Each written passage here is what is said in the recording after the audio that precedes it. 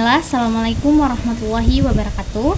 Perkenalkan, nama saya Syifa Rahmi Bahalwan dari Program Studi Pendidikan Agama Islam dengan NIM 2403010007. Di sini saya akan mempresentasikan hasil proposal mini riset saya dengan judul Internalisasi Nilai Adab dan Interaksi Dosen Mahasiswa di UIN Abdul Muthalib Sangaji Ambon.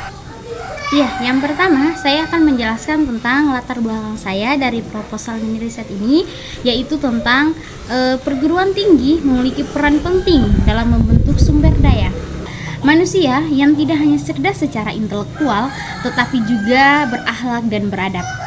Dalam pendidikan Islam, tujuan pendidikan tidak hanya berfokus pada penguasaan ilmu pengetahuan saja, tetapi juga pada pembentukan adab dan akhlak mulia. Adab mencangkup sikap hormat, kesantunan, etika, tanggung jawab, dan kesadaran moral dalam berinteraksi, khususnya di lingkungan akademik.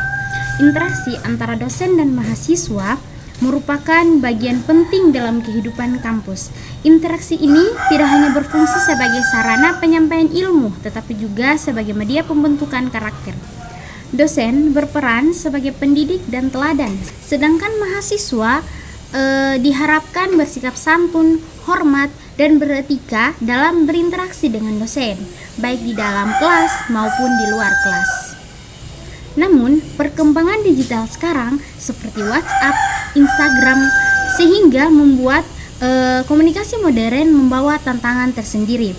Penggunaan media digital seperti WhatsApp seringkali tidak disertai dengan pemahaman etika komunikasi yang baik. Hal ini terlihat dari penggunaan bahasa yang kurang sopan, serta waktu komunikasi yang tidak tepat, serta kurangnya penghargaan mahasiswa terhadap dosen sebagai otoritas akademik. Fenomena tersebut menunjukkan bahwa adanya penurunan penerapan nilai adab dalam interaksi antara mahasiswa kepada dosen.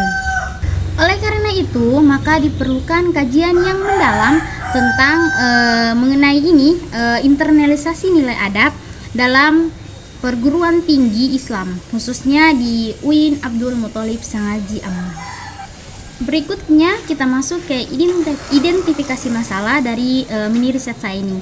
Yang pertama, jadi lingkungan sosial dan akademik belum sepenuhnya mendukung pembentukan etika komunikasi berbasis nilai adab.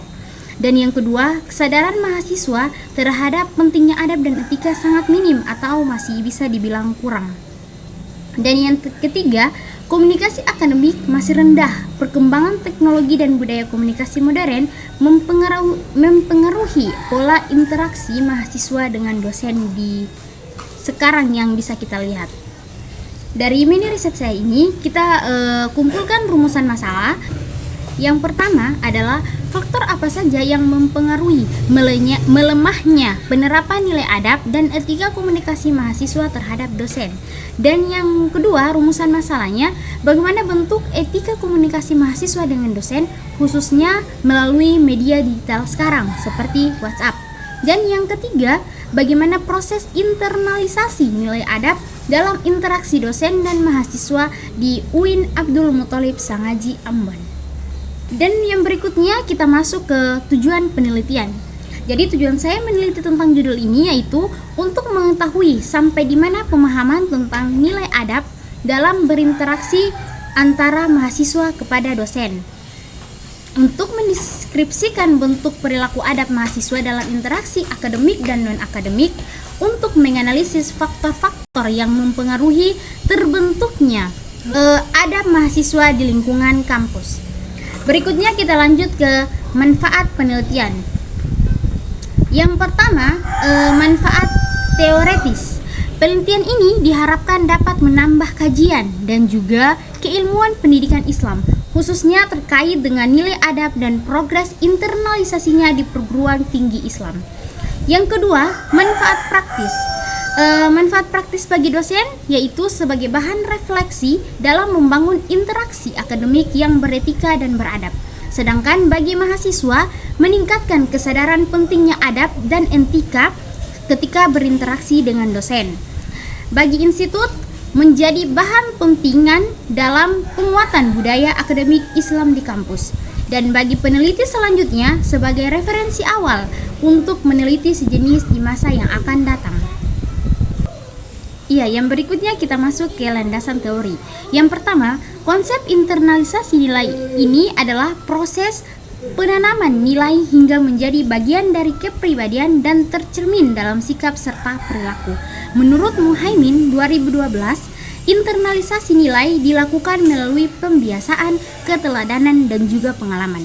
Sedangkan menurut Pilar 2011 menegaskan bahwa internalisasi nilai mencakup aspek kognitif, afektif, dan juga psikomotorik. Yang kedua, konsep nilai adab.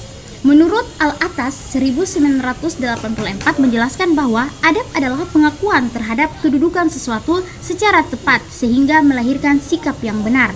Sedangkan menurut Abu Dinata 2016 menyatakan bahwa adab mencakup sikap hormat, tanggung jawab, dan kesadaran moral dalam pendidikan. Ya, berikutnya kita masuk ke kerangka berpikir. Internalisasi nilai adab terjadi melalui interaksi yang berkelanjutan antara dosen dan juga mahasiswa. Dosen berperan sebagai teladan, sedangkan mahasiswa sebagai subjek yang menerima dan mengamalkan nilai adab. Proses ini dipengaruhi oleh budaya akademik dan kebijakan institusi yang ada pada akhirnya membentuk perilaku akademik mahasiswa yang santun dan juga bertanggung jawab. Berikutnya kita masuk ke sesi yang terakhir, yaitu metodologi penelitian. Yang pertama, pendekatan dan jenis penelitian yang saya pilih dalam penelitian ini adalah menggunakan pendekatan kualitatif dengan jenis deskriptif kualitatif. Pendekatan ini dipilih untuk memahami secara mendalam tentang proses internalisasi nilai adab yang tercermin dalam sikap dan perilaku. Yang kedua, subjek penelitian adalah dosen dan mahasiswa yang masih aktif di UIN Abdul Muthalib Sangaji Ambon yang terlibat langsung dalam interaksi akademik. Yang ketiga, teknik dan instrumen pengumpulan data.